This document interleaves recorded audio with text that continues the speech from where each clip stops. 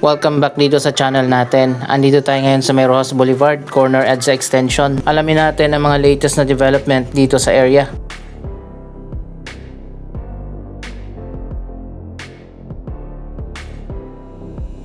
Yung man-made canal dito sa gilid ng Rojas Boulevard, ginawa ng bagong terminal.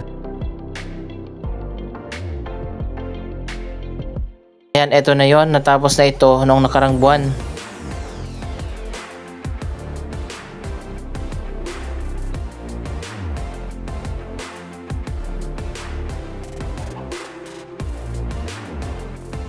Yun nga lang, hindi siya sinagad hanggang doon sa dulo.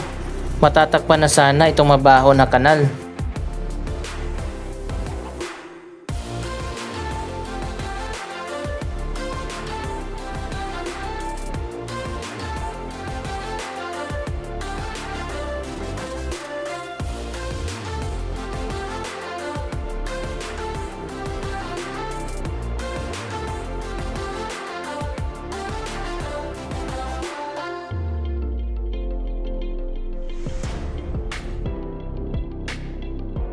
Pati dito sa likod, hindi rin siya sinagad.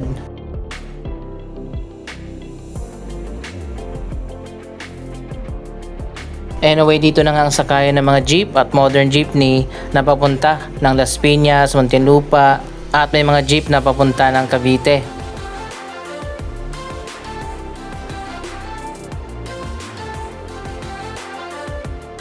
Dati ang mga jeep na yan ay dito mismo sa Rojas Boulevard nagsasakay at nagbababa. Kaya naman matraffic talaga dito sa area. Pero sa ngayon medyo lumuwag na nga kasi meron na silang terminal.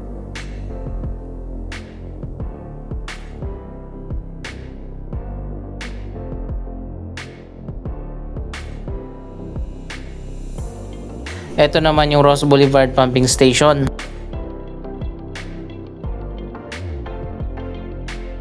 Kung nagtataka kayo bakit may kanal dito, ito yung dating shoreline ng Rojas Boulevard. At dito rin yung labasan ng mga drainage palabas ng Manila Bay.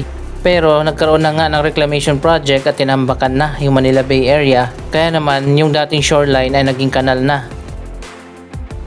Ngayon tuloy naging stagnant na yung tubig dito kaya sobrang baho. Dito naman sa side na to, meron na sanang project na gagawin pero hindi pa rin nasisimulan.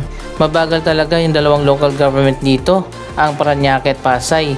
Dito sa unahan yung boundary. Matagal nang na-i-announce yung project, itong kanal ay gagawin na Baclaran at Pasay Public Market.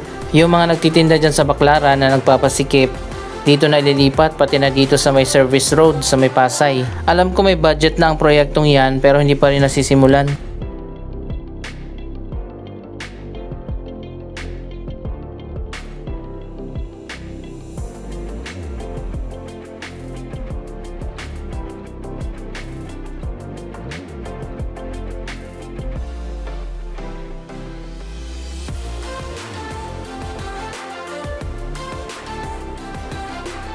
Ganon din, may mga pasaway pa rin na nagpa-parking dito mismo sa Rojas Boulevard. Alam nyo kung sinagad sana yung terminal dito, wala na mga vendors dyan, pati mga basura. Andito naman tayo sa kabilang side, ito na yung ginawa na Rojas Boulevard Promenade. Dito naman kahit papano, sinagad talaga hanggang dito sa dulo, kaya wala ka nang maamoy na mabaho.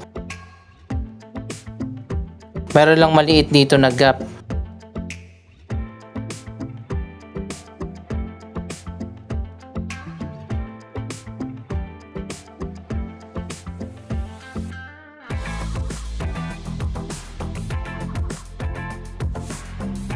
Andito na tayo sa may Met Park Sports Complex. Kumustahin naman natin yung promenade kung natapos na ba. Dito na pala yung daan, medyo malayo na. Nagkaroon din ng last minute na pagbabago sa proyektong ito. Dito sa dulo gagawin sana itong football pitch. Pero sa ngayon ginawa na lang itong parking.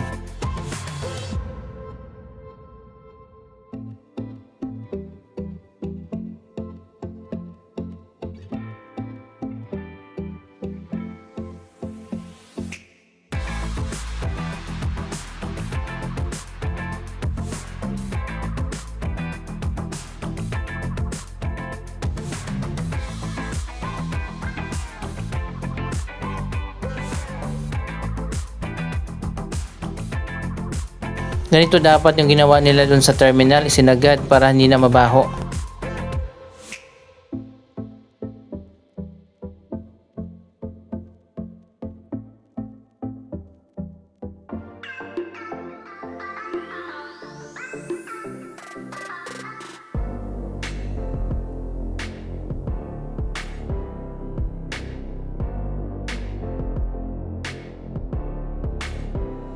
$70 million ang budget sa proyektong ito na merong Phase 1, Phase 2, Phase 3 at Phase 4. Andito tayo sa may Phase 4.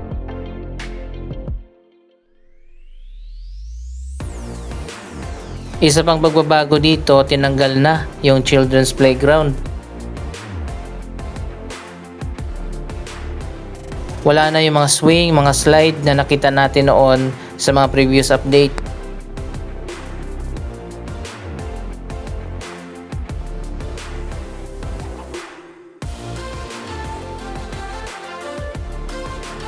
Ito nga pala ay project ng MMDA.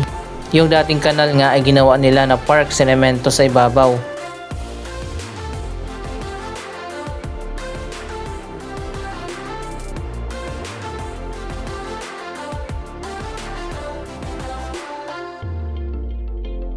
Kung gusto nilang linisin yung ilalim, ayan, tatanggalin lang yung takip.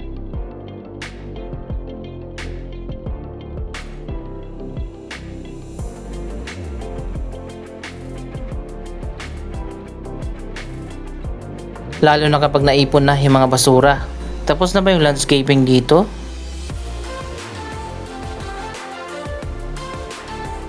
May mga upuan din dito, pero yung iba hindi nakaayos.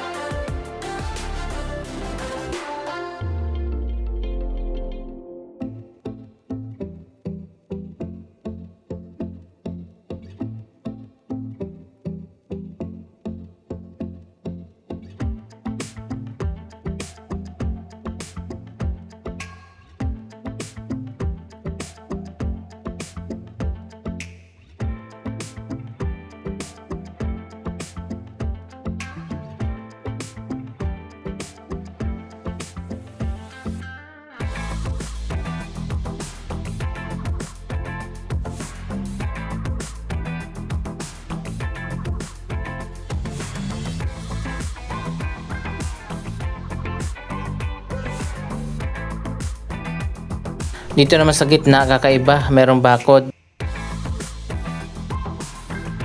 Bakit kaya nilagyan ng bakod dito? Same lang naman.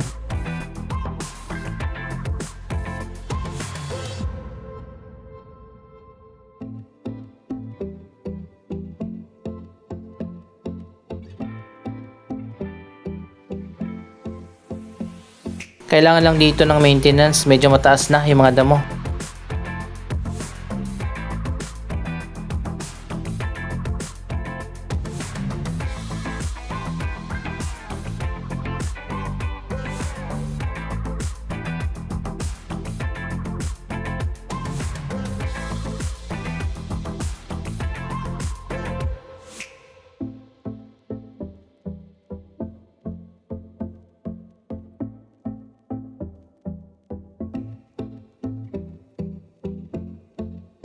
Ayan, dito tayo sa bungad ng Phase 2. Pagtawid naman dun sa kabila, yun ang Phase 1. Siguro napanood nyo naman yung mga last update natin. Hindi na tayo pupunta dun, mag-update tayo dito sa Met Park. Ito ang katabi na development dito sa area. Ang Met Park ay development ng federal land. Tapos na yung sidewalk widening at nagtanim ng mga halaman.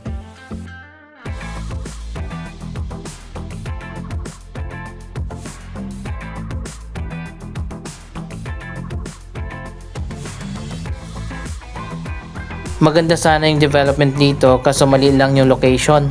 Dapat doon nila itinayo sa may EDSA extension sa tapat ng Double Dragon. Kasi dito wala nang pumupunta kaya tingnan nyo walang tao.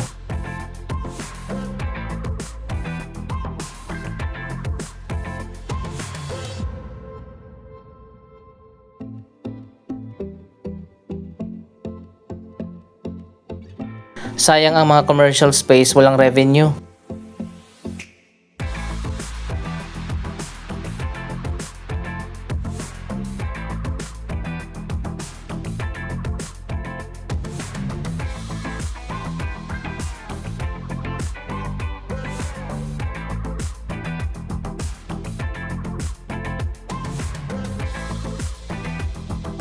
Tingnan nyo guys, ang daming vacant dito.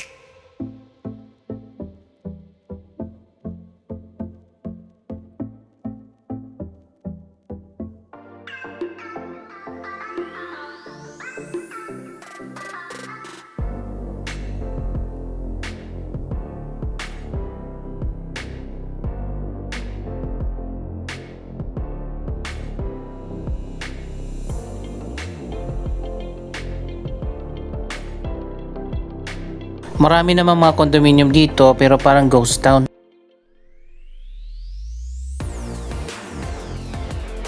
Tingnan nyo yung Boogie Bounce na theme park, nagsara na agad. Ilang buwan lang ang nakalipas. Dito yan inilagay sa gitna ng park.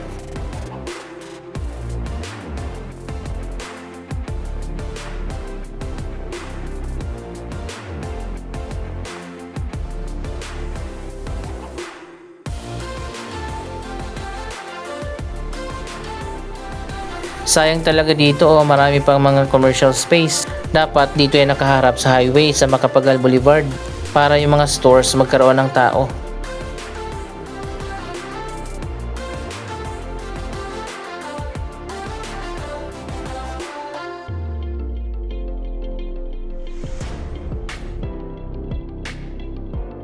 Anyway, meron namang redevelopment na ginagawa ngayon. Abangan na lang natin kung paano nila bubuhayin ang lugar na ito.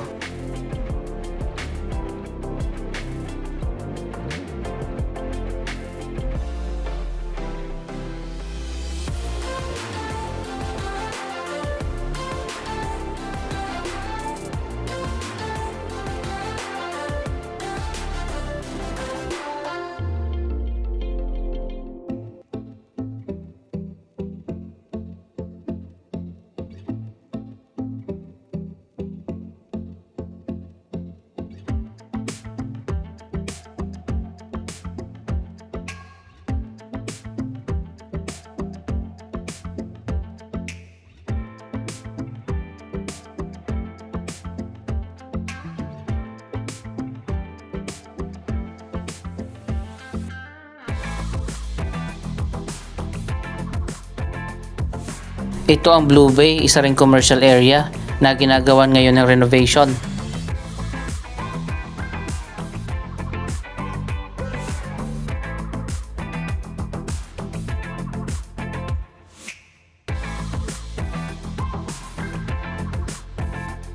Ang lawak ng park dito, gawin na lang nilang stadium.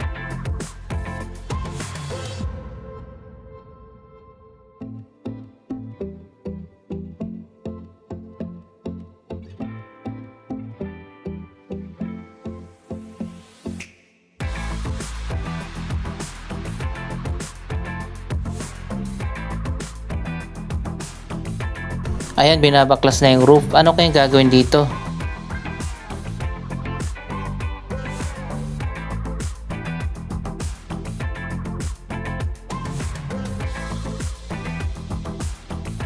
Nagtayo pa sila dito ng bridgeway patawid dun sa kabila.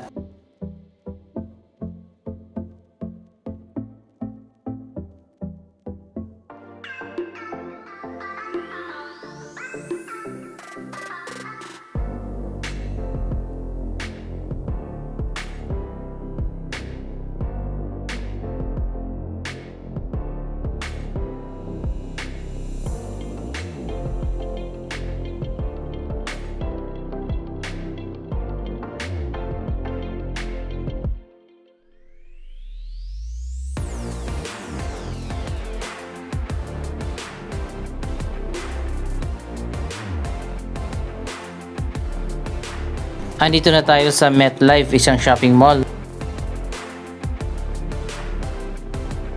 Wala na rin pala yung marketplace, nagsara na.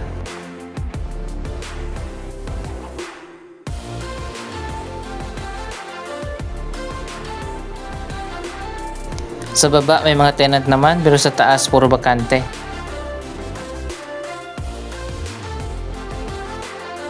Maganda pa naman sana yung location dito. Anong masasabi nyo sa mga proyektong ito? Mag-comment lamang dyan sa baba ng inyong mga reaksyon. Maraming salamat sa inyong panonood. Huwag kalimutan na i-like, i-share ang video ito at mag-subscribe. Thank you for watching!